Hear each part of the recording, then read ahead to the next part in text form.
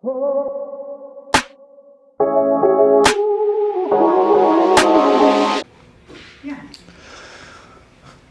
It's kind of a hard question to ask.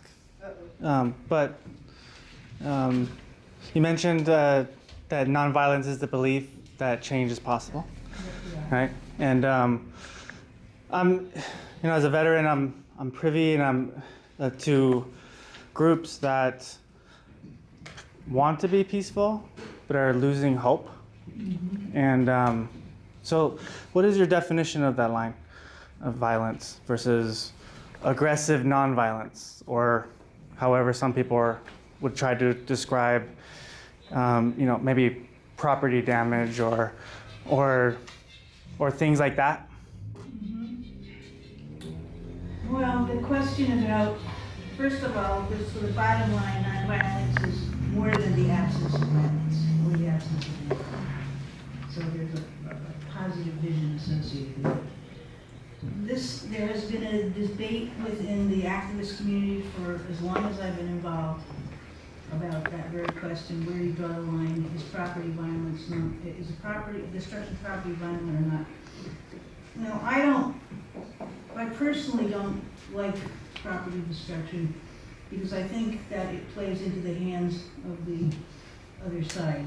Will see you as being violent if you do that. I have seen a few examples of kind of theatrical property destruction, which I thought were very effective. I remember protesting at Diablo Canyon nuclear power plant in 1984, I think it was, where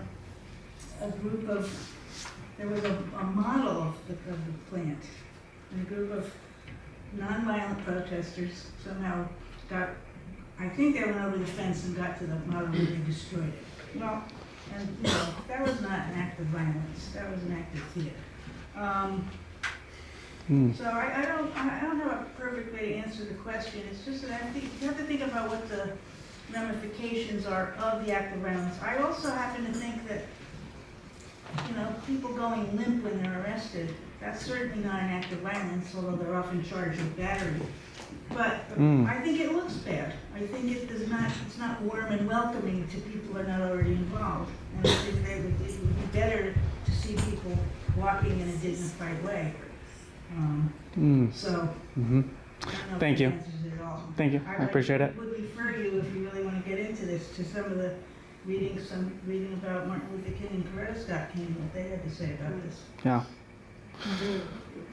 Yeah. I'll keep hoping. We got to keep the hope. Yeah. Nonviolence. What that meant was, nonviolence is hope because it's the belief that change is possible. And that's starting from a place recognizing we're living in a very violent society. And if we are violent, then we're succumbing to the violence that's being imposed on us. If we resist that by being nonviolent, and that's not being passive, but being active and creative and all of that, then we're resisting that and we're offering a hopeful alternative.